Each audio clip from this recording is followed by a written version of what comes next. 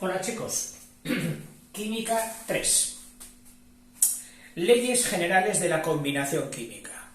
En el vídeo anterior hemos visto la diferencia que había entre una mezcla y una combinación. La combinación, que muchas veces es llamada también reacción.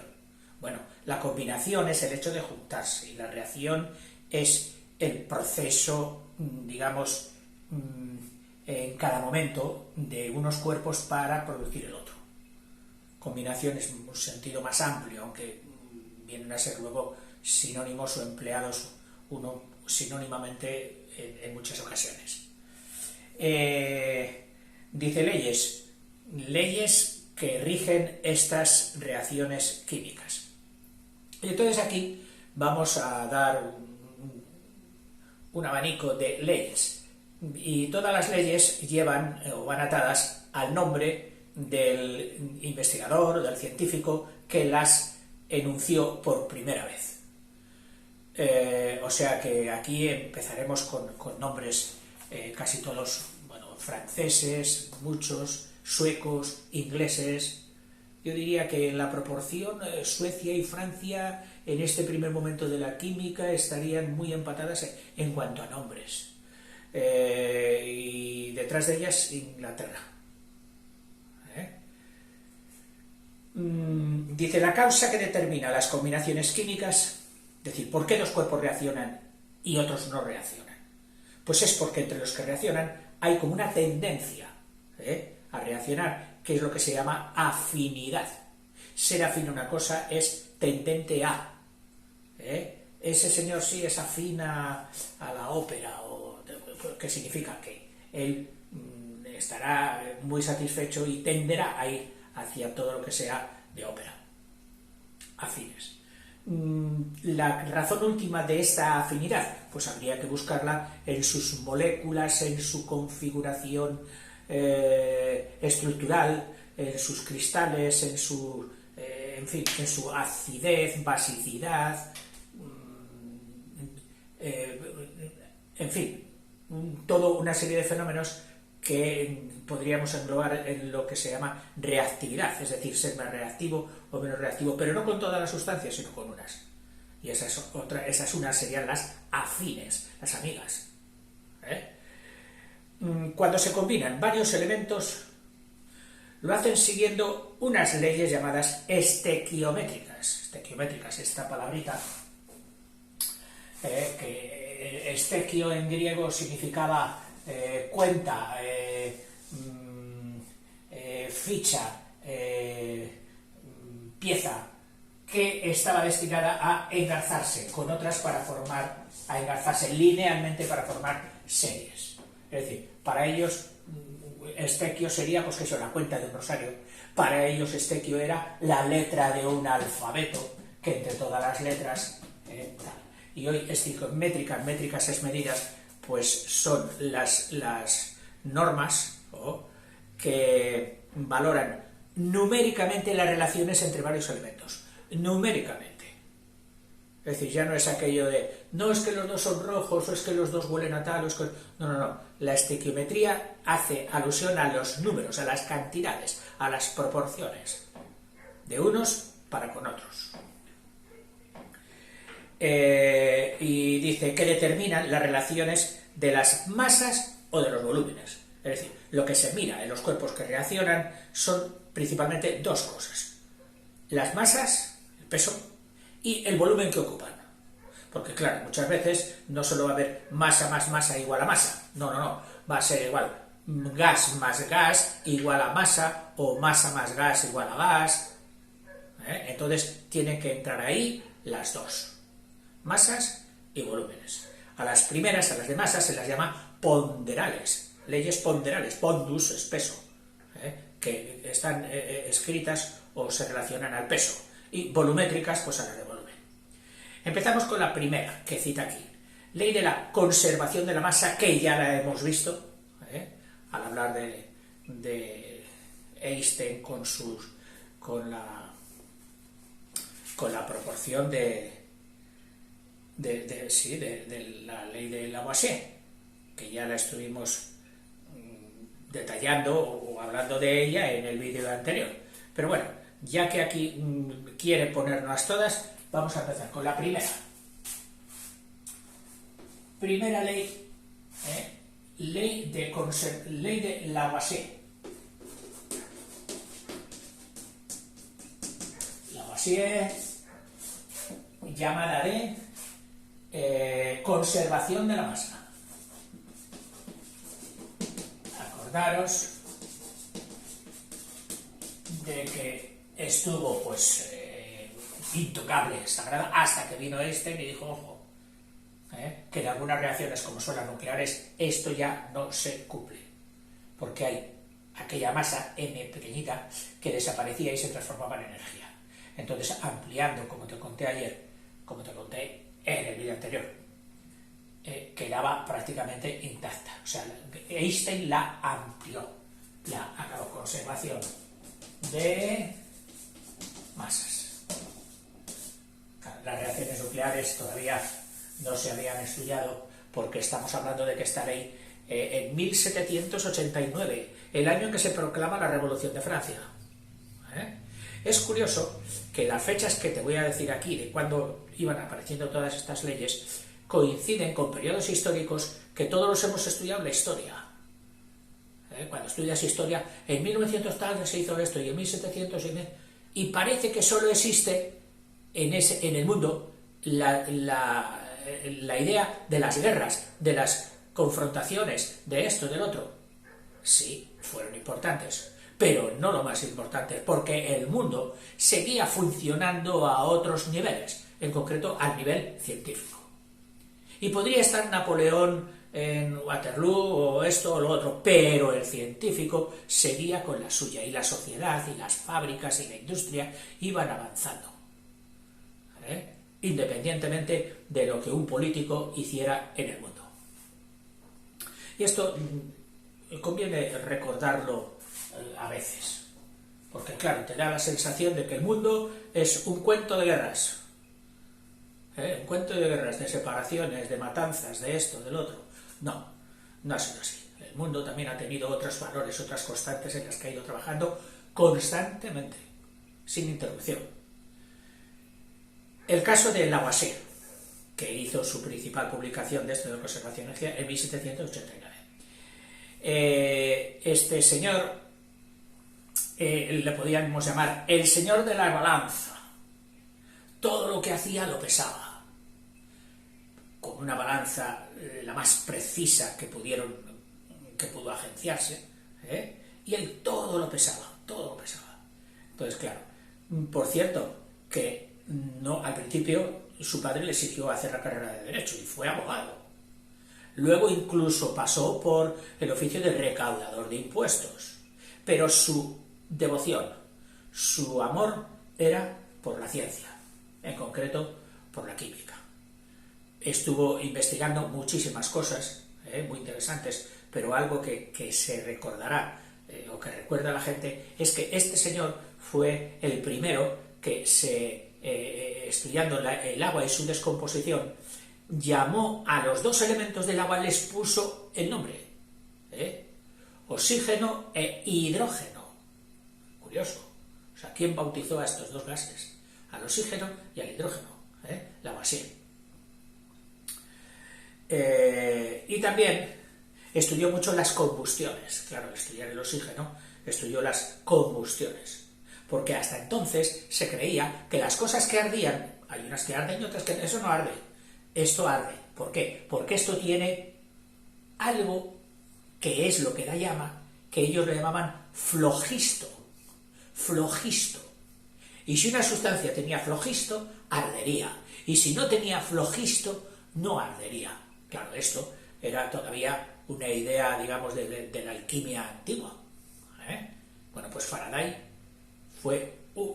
Lavoisier fue uno de los que dijo, no arden por el flogisto. Dejad en paz el flogisto, que arden por esto, por esto y por esto. Combinación con los oxígenos, combustiones, etc. Bueno, pues, pero a ver, profe, deje ya al señor Lavoisier y díganos en qué consistía. Pues si ya la sabes, la ley de conservación de las masas. Dice, en toda reacción química, la suma de las masas de las sustancias reaccionantes. Vamos a coger la clásica, o el ejemplo típico, C más D, por ejemplo. Estas son las reaccionantes y estos son los productos de la reacción. Dice, la suma de las masas de las sustancias reaccionantes es igual a la suma de las masas de los productos obtenidos de la reacción. Facilísima. Facilísima.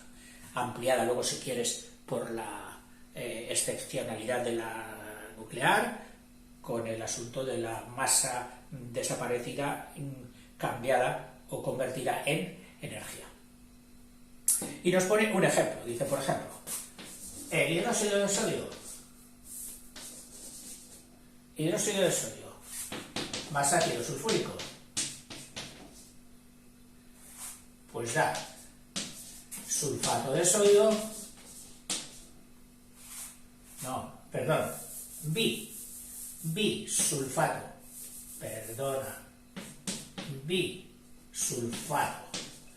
Cuando el ácido no emplea sus dos hidrógenos, sino que emplea uno solo, porque el sodio es monoatómico, entonces no se dice sulfato, sino que se dice bisulfato, como el famoso bicarbonato. Y más agua.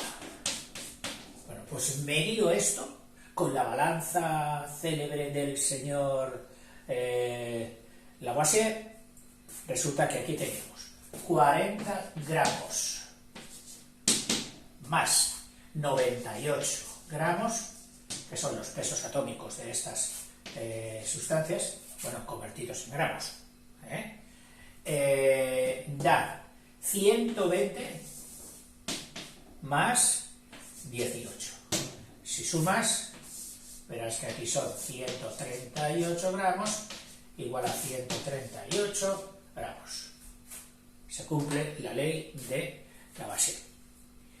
En las reacciones corrientes como esta, el defecto de masa es el que se marchaba en energía. Es tan pequeño, que queda fuera del error experimental. Es decir, los experimentos, los aparatos que tenemos para medir esas diferencias no llegan a medir tan fino, que podamos apreciar esa masa desaparecida. Entonces, si son más pequeñas que el mínimo error que se puede cometer con estas tal, pues hay que reconocer, no llegamos. Posiblemente sea, pero no llegamos. A nosotros nos da prácticamente la balanza exacta. 40 más 98 igual a 120 más 18. Segunda ley. Ley de Proust, un francés que estuvo desarrollando prácticamente toda su actividad en España. España entonces, pues, en el contexto internacional, todavía era una gran potencia y tenía sus medios científicos, muchas veces minusvalorados, como tantas otras cosas de aquella España que había deslumbrado al mundo y que no se lo perdonaban todavía. Hay que tirar piedras al árbol que tiene manzanas, no al que no tiene manzanas. Pero bueno, dejémoslo. El señor Proust, francés, ya te digo, pero afincado en España, era muy amante de la aerostática. A la gente le parecía todavía inverosímil que un globo con una cestita y varios hombres pudieran ascender una barbaridad. Estuvo por varios sitios de España, entre ellos en Vergara y Guipúzcoa, en el Alcázar de Segovia, donde estaba entonces los estudios de artillería, y también en Madrid. El rey, en colaboración a veces con el rey de Francia, en colaboración. formaban colaboraciones para el avance de la ciencia y cogían los mejores hombres, en concreto a Proust. En 1802, bueno, te puedo poner aquí la fecha también de la publicación de la, es decir, de que cuando se hace 1789, cuando se publica o se hace patente al público la ley en concreto. La de Proust,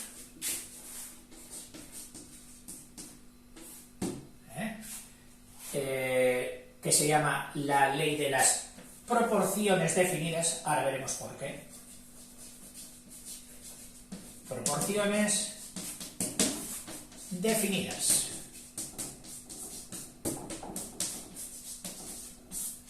Sabemos que una proporción es una igualdad de varias relaciones. Pues son entre los cuerpos reaccionantes, se dan unas proporciones definidas y además con unos números sencillos.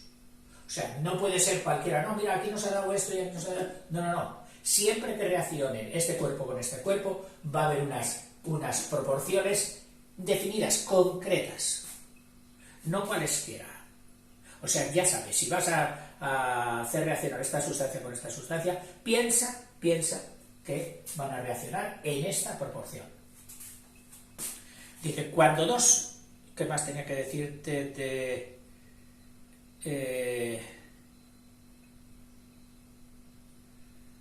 no sé qué más tenía aquí anotado de Proust.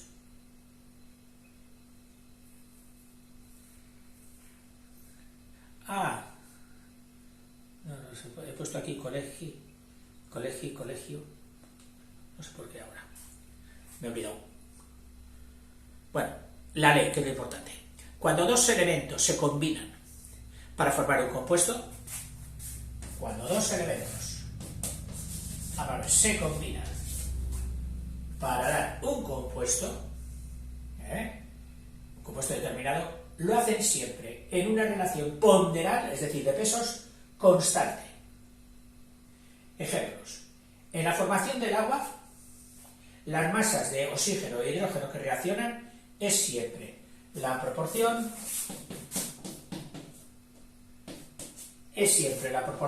de 8 a 1. Y si aquí son 2, pues serán de 16 a 2. O sea, las masas 8 gramos siempre reaccionarán con 1 de hidrógeno, y si son 2 de hidrógeno, reaccionará con 16 de oxígeno. Otro. Bueno, esto sería igual a agua, por supuesto. En el sulfuro ferroso, SFE, pues ahí son 56 gramos de azufre los que reaccionan con 32, perdón, que te lo he dicho mal, los 32 son del azufre y los 56 son del hierro. Pero vamos, que el azufre con el hierro siempre reaccionan en la proporción de 56 a 32. Y luego, oiga, es que no tengo 32 gramos de azufre, solo tengo 24. Bueno, pues haga usted una proporción, una regla de 3, y diga, si 56 reacciona con 32, ¿de qué tenía usted menos? ¿De azufre? ¿Cuántos tenía? 20.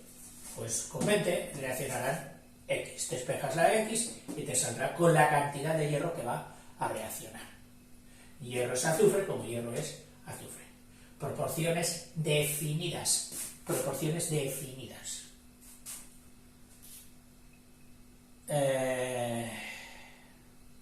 Y aquí dice 56 a 32, pero al final acaba diciendo, hombre, esto se puede simplificar. Pues simplifiquémoslo, que a la relación le da lo mismo. Si en vez de poner 56 a 32 ponemos dividido entre 8 a 7, dividido entre 8 a 4, pues podemos decir también que reaccionan en la proporción de 7 a 4. Y aquí, en esta ecuación que hemos montado, pues pones 7 y 4. El valor de X no va a variar en absoluto.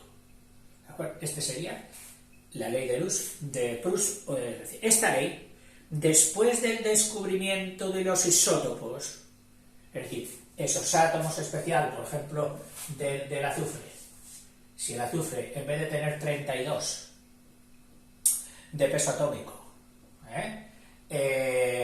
tiene uno más, tiene 33, porque en el núcleo hay un neutrón más, creo que sería un isótopo. Entonces ya queda un poquito cambiado. Un poquito cambiado. Porque donde pones 32, según el azufre que fuera, pues debería poner 33. O bien, en porcentajes, porque a veces en una cantidad de azufre hay tal porcentaje del azufre normal de 32 y tal porcentaje, un 5 o un 7%, del isótopo de azufre 33.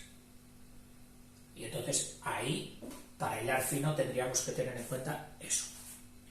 Dice, aunque se conserva exacta la práctica, es decir, sigue siendo válida. Otra, ley de la tercera. Tercera ley. Ley de las proporciones. Proporciones, esta también era de las proporciones, definidas. Pero ahora la amplía más, el señor siguiente, que ahora veremos, y dice, de las proporciones múltiples. Es decir, que esto es a esto, como esto es a esto, como esto es a esto, como esto es a esto, etc.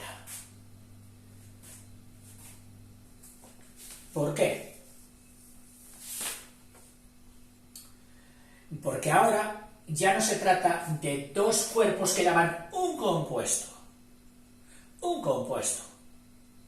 O sea, nos habíamos fijado solo en los ejemplos de que el oxígeno y el hidrógeno pues daban agua. Uno solo. Pero, al hablar del azufre y del hierro, pues pueden dar, o al hablar del nitrógeno y el oxígeno, por poner un ejemplo mejor, no es que solo puedan dar un compuesto, es que pueden dar varios compuestos. O sea, pueden dar, fíjate, el nitrógeno y el oxígeno pueden dar. Vamos por partes, que si no nos desordenamos. Primero, ¿quién fue el señor Dalton? Por cierto, te sonará lo de daltonismo. Oye, es que es daltónico. Tiene que ver. Y tanto que tiene que ver. Porque este señor padeció la enfermedad. Bueno, padeció una enfermedad pareja de lo que hoy se entiende por daltonismo, pero que le llevó a cosas. Pero él, como era científico, investigaba. Incluso, cuando se murió, dijo, conserven mis ojos. Y más adelante, ya en el siglo XX, y último del siglo XX, con sus ojos hicieron el ADN, el estudio, tal, y resultó que sí, que él había tenido estas enfermedades. Con el verde, el rojo, el tal. Llegó el caso de que una vez el rey le invitó, el rey inglés, porque él era inglés, le invitó a una recepción, no sé qué tal, y se presentó con un raje rojo, que toda la gente dijo, ¡guau! Viene de rojo. Y es que él, ese color rojo lo veía como un gris oscuro. Cosas de la historia. Era un chico muy listo. En la escuela, a los 12 años, había aprendido tantas matemáticas que empezó a ganarse unos dinerillos enseñando a los otros niños. Pero claro, no le daba mucho dinero. Tuvo que dedicarse también a faenas agrícolas. Porque Dalton no fue un miembro de la burguesía. Y en aquellos tiempos, todavía ya no solo no le aceptaban por lo de ser de familia humilde, sino también porque era cuáquero. Es decir, una religión disidente, apartada de la religión colectiva, que allí sería el anglicanismo, y entonces a estos se les permitía vivir, tener sus iglesias, sus confesiones, pero no se les aceptaba para determinados cargos o con mucha dificultad, como pasó con Dalton.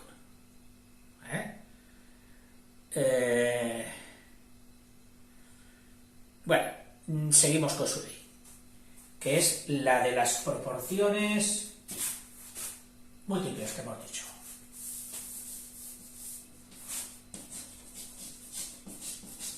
Proporciones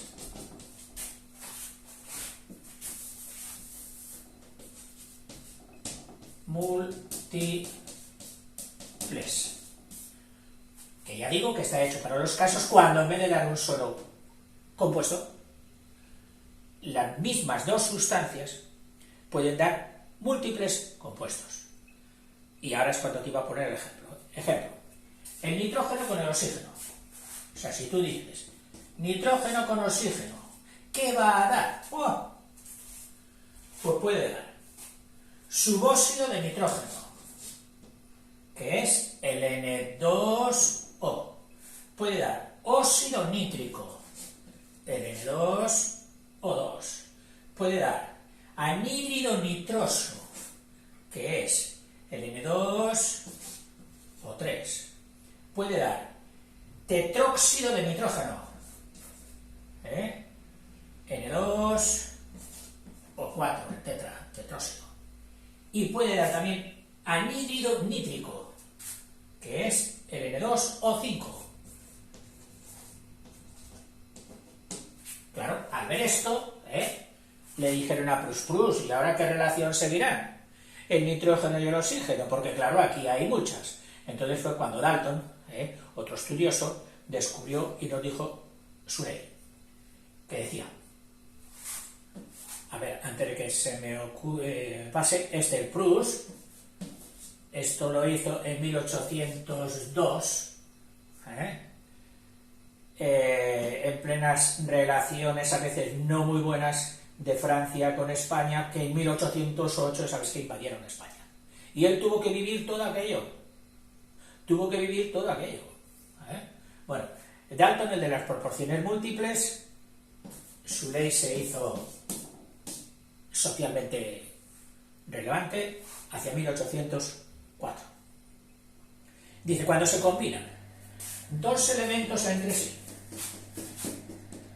y de su unión pueden resultar varios compuestos, se cumple que una cantidad constante en peso, de uno de ellos, por ejemplo, de nitrógeno, una cantidad constante de nitrógeno, vamos a decir X gramos de nitrógeno, pero los mismos, una cantidad constante de nitrógeno, se une con cantidades variables del otro, o sea, no se une con un I de oxígeno, sino con un I, con un Z, con un V, con un S, es decir, cantidades diferentes de oxígeno, dice que varían según una relación sencilla.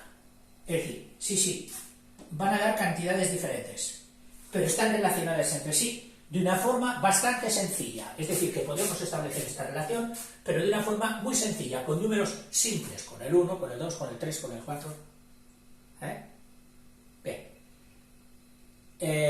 Así, en este, que es el subóxido de hidrógeno, pues resulta que 28 gramos de nitrógeno se unen con 16 de oxígeno. Y esto ahora nos lo va a poner así para que veamos cómo se va a ir variando en la siguiente proporción. 28, y en vez de poner 16, esa 16 pondremos a 1 por 16. ¡Qué tontería! Oiga, si 1 por 16 es 16. Sí, pero es para que veamos cómo va evolucionando esto.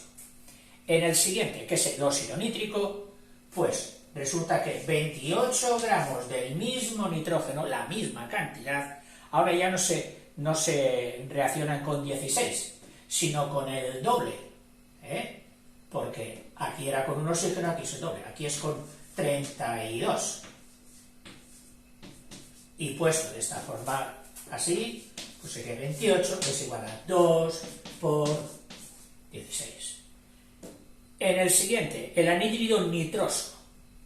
Ahí 28, los mismos gramos de nitrógeno se relacionan con otro peso atómico más del oxígeno, que si era 16, 32, ahora son 48, 16 por 3, 48. Que visto esto, serían los 28 de 3 por 16, 3 por 16 que son los 48. Con el siguiente, el tetróxido de nitrógeno. Aquí otro más. 48 más 16, 64. O sea que serían 28 de nitrógeno con 64 de oxígeno, o lo que es lo mismo, los 28 de oxígeno estarían reaccionando con 4 veces el 16. Y en el siguiente sería 64 más 16 son 80, pues sería 28 de nitrógeno con 80 de oxígeno, que sería lo mismo que los 28 de nitrógeno reaccionaban con 5 veces el 16. Fíjate qué cosa más curiosa. 1, 2, 3, 4, 5. O sea, esta es la ley, dice, donde vemos que las cantidades de oxígeno que se combinan con 28 partes de nitrógeno, guardan las relaciones de 1, 2, 3, 4, 5. Es decir, unas relaciones muy sencillas. Esto fue lo que nos dijo Dalton. Si coges la biografía, que es lo que a mí me gusta hacer, yo digo que en este caso al César lo que es del César. Estos señores han dejado su nombre, y a veces el nombre, sobre todo para los estudiantes, ¿de qué nos sirve? De rechazo. Ahora ya no solo te tienes que acordar de lo que dijo ese señor, sino que tienes que acordarte también de su nombre. ¿Y a mí qué me importa su nombre? Bueno, o sea, son intereses infantiles hasta cierto punto entendibles, comprensibles. Pero no está nada mal que de estos señores sepamos algo. Quiénes fueron, dónde vivieron, qué hicieron. Bueno, pues esto, si coges tú en la Wikipedia, que ya sabes que te la tengo muy recomendada porque está desarrollando una labor impresionante en la Wikipedia, y buscas el nombre de este señor y pones automáticamente, pues siempre hay un apartado que pone biografía. Oye, lee su biografía y es la más interesante de todas las biografías. Las vidas son casi siempre mucho más interesantes que las leyes y todo lo que hicieron. Bueno, nos quedan unas pocas leyes, pero yo creo que por hoy ya hemos dicho bastante. Y además, si quieres estudiar el contenido de los vídeos, va mejor así de forma fraccionada, poco a poco, y te da tiempo a sacar tus apuntes y a irlo memorizando. ¿De acuerdo? Venga, hasta luego, chicos.